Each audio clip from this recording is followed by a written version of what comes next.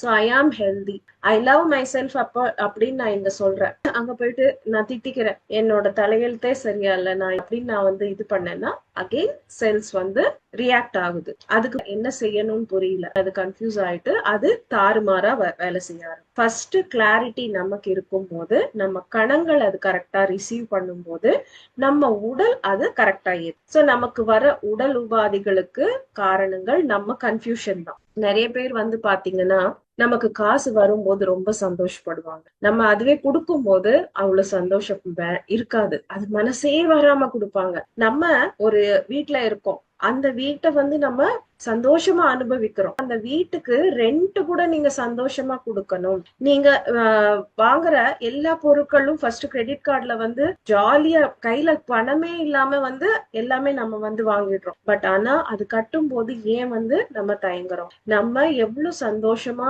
பணம் செலவு செய்யறோமோ அந்த நம்ம பே பண்ற பில்ஸும் அவ்வளவு சந்தோஷமா பே பண்ணணும். இது எல்லாமே பணத்துக்கு நம்ம கொடுக்கற கிராட்டிடியூட் அப்படின்னு சொல்றோம்.